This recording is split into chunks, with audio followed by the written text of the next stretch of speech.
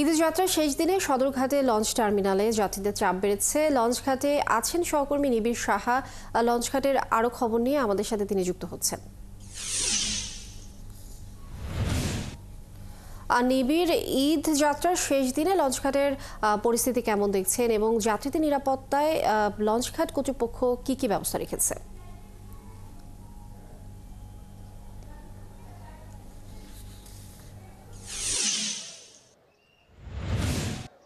আগামীকাল যেহেতু আজকে সৌদি আরবে ঈদ পালিত হচ্ছে, তো সেই ক্ষেত্রে বলা যায় যে আগামীকাল বাংলাদেশে ঈদ উদযাপন হবে এবং অর্থাৎ আজকেই কিন্তু ঈদ যাত্রার সবশেষ দিন। এবং আজকের দিনে আমি এখন আছি সদরঘাট লঞ্চ টার্মিনালে এবং পেছনের চিত্রটি যদি দেখায় যে আসলে প্রতিবার কিংবা দৈনন্দিন যে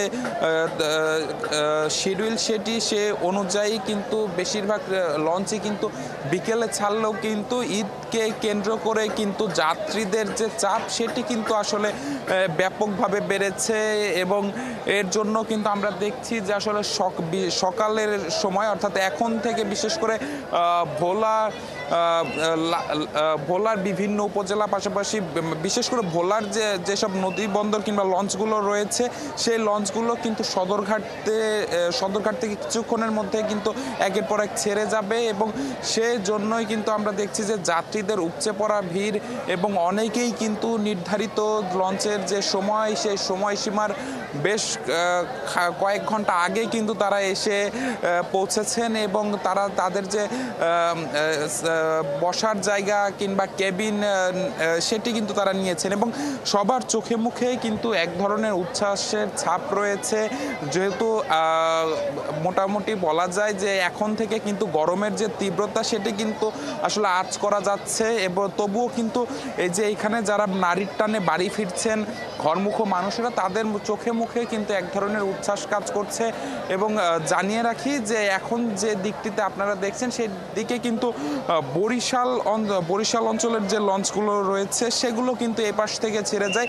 তো সেখানেও কিন্তু আমরা দেখছি যে ব্যাপকভাবে যাত্রীদের চাপ এবং নিরাপত্তা ব্যবস্থার কথা যদি বলি তো এখানে কিন্তু বিআইডব্লিউটিএ কর্তৃপক্ষ পাশাপাশি বিভিন্ন আইন শৃঙ্খলা বাহিনীর সদস্যরা কিন্তু এখানে আছেন, তারা কিন্তু কাজ করছেন যাত্রীদের নিরাপত্তা নিশ্চিতে।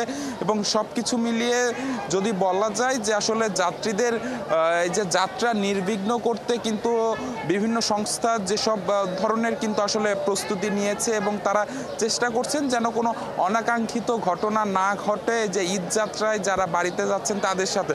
তো যাত্রীরাও কিন্তু এখন পর্যন্ত কিন্তু তারা তাদের কোনো ভোগান্তির কথা উল্লেখ করেনি, তারা বলেনি। তারা সবাই বলেছেন যেহেতু তারা বাড়ি যাচ্ছেন ঈদ করবেন পরিবারের সদস্যদের সাথে, সেই জন্য কিন্তু তারা অনেক খুশি এবং অনেকেই বলছেন যে আসলে তাদের পরিবারের সদস্যদের যাত্রীদের যাত্রা শুভ হোক। নিবিড়, অসংখ্য ধন্যবাদ যুক্ত হওয়ার জন্য।